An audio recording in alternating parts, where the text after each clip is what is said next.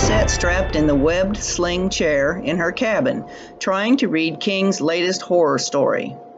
The words on the virtual screen in front of her kept pulsing in and out. "What the hell's wrong with my V-viewer?" she said to no one, since she was alone in the room. And, being alone in the room, no one answered her. Or did they? She heard an echo in her mind that seemed to say, "Who said that? Trouble with what V-viewer?" She reached up to adjust her headset, but realized she wasn't wearing it. There it was, right where it should be, strapped to its holster beside her bed net.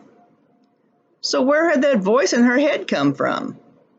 Her V-viewer had shut itself off and folded back down into the console. Maybe I imagined it, she thought. She unstrapped herself from the sling chair and glided over to her PS, personal synthesizer, and programmed in a tube of cappuccino and a bar of dark chocolate. As she settled back into the sling chair with her treats, she called for the console to resume her place in the book. Once again, the V-viewer displayed the words in front of her, and again, the words started pulsing in and out. She thought to herself that she needed to call Rick, their electronics wizard, to come and check out her viewer. She closed the console, popped the remaining piece of chocolate in her mouth, and went to get her comm unit. Across the ship, Captain Donovan resumed his seat at the control panel display. Looking out the observation window in front of him, he marveled at the sight of the black vastness of deep space. It was a view he never got accustomed to, even though they had been traveling in this vector for almost a week now.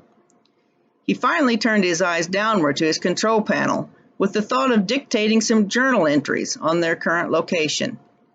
But what is this? The screen's digital readings were all pulsing and blurred. At that instant, he heard what sounded like Tammy reaching out to Rick about a problem with her V-viewer. But he knew that Tammy was on downtime rotation, and she wasn't currently connected to the communications grid. Rick was in the ship's exercise module and had just called up the robo-droid to program in a session of kickboxing. As he turned to the control board to scroll through the available scenery scripts, the menu on the console began pulsing. And then he thought he heard someone say, "What the hell is wrong with my V-viewer?" He immediately thought, "Who said that? Trouble with what V-viewer?" It sounded like Tammy. He wasn't wearing his comm unit, so this made no sense that he'd heard her voice. He glided over and turned off the robo-droid and went back to the control board to shut it down. Just as he got in front of the display, he thought he heard Tammy thinking about calling him to look at her viewer. Heard Tammy thinking? What was going on here? He shut down the terminal and plugged in his comm unit. He knew Tammy's sleep pod was on the 3rd level, east wing, so he left the exercise module and headed for the glide tube. Captain Donovan, still in front of his pulsing display, now heard Rick's confused thoughts about Tammy needing help with her V-viewer and wondering how he could hear her. He picked up Rick's thoughts about going to find Tammy at her sleep pod, and then thankfully silence ensued. As the captain got up from his seat and left the terminal, his mind felt clear again. And since he now knew that Rick was headed for the 3rd level, he decided to make his way there as well. Tammy situated her comm unit and tapped the earpiece to engage the network. "Rick, this is Tammy. Are you online?" Rick tapped his unit and replied, "Yes, Tammy, and I'm on my way up to your sleep pod right now. I could have sworn I just heard you asking me to come up and look at your viewer, except I wasn't wearing my comm unit." Captain Donovan heard the transmissions from both Tammy and Rick.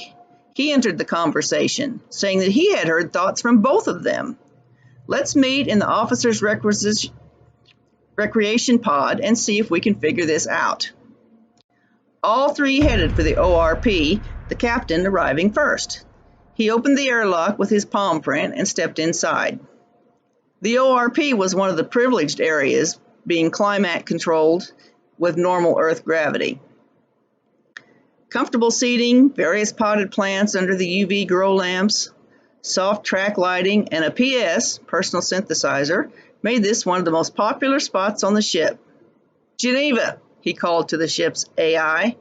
Bring up some soothing music and be on standby to assist us with understanding this new anomaly we are experiencing. Rick and Tammy arrived a few minutes later. They stood looking at the captain, waiting on him to speak. Okay, he began. I've got Geneva in on this as well. As I seem to understand it, all three of us have had the thoughts of the others in our minds just a little while ago. Is anyone hearing anyone else's thoughts now? They each closed their eyes and tried to discern anything coming from the others. After a few minutes, each confirmed there were no thought transfers going on. They spent the next half hour discussing what could have caused such a thing. Why did it happen to all three of them at the same time? And why did it stop? Geneva chimed in and said, according to my monitoring of the ship's internal systems and each person's biometric readings, I can make the following observations. 1. At 21:07, the ship's speed surpassed the speed of light for the first time in our voyage. 2. At that same time, all three of you had elevated heart rates and increased activity in the temporal lobe of your brain. 3. At the time, you were all engaged with an electromagnetic display that began pulsing in cadence with your heartbeats. The captain came up with the idea to test their mind-reading abilities again by calling down the navigation screen and asking Geneva to display their current location and trajectory. He said, I'm going to have Geneva turn on the display and we will all study it. If the display starts pulsing, each of us should think about our first pet and see if we project our thoughts to each other. Rick said, Sir, I can't do that. I've never had a pet. The captain said, all right then, we will think about the first auto flyer that we owned. Tammy cleared her throat and said, that won't work either. I've never owned an auto flyer.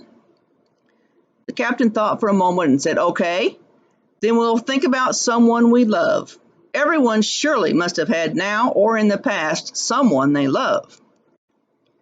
Geneva booted up the display and the current solar system appeared on the screen, showing the location, velocity, and trajectory of their ship. They were still traveling at just over the speed of light. Within seconds, the display started pulsing as the captain, Rick, and Tammy all stared at the display and thought about who they loved. There were 3 simultaneous gasps and 3 sets of red faces and 3 sets of wide eyes. While each had intended to think about a family member and keep their private thoughts to themselves, the very intention of hiding true feelings made it impossible not to think about them. Captain Donovan was consciously thinking about his mother, for he truly loved her dearly. But the truth his heart settled on was that he had been in love with Tammy from the moment she had entered his command. But she was 20 years his junior in age, besides the fact that being her superior officer would make any relationship forbidden. Rick's pick was his grandmother, who had raised him after his parents were killed in a car crash. There was nothing he wouldn't do for her. But what projected from his thoughts was his love for Captain Donovan, a secret he had intended to never reveal. Rick had never known his own father and was never interested in women.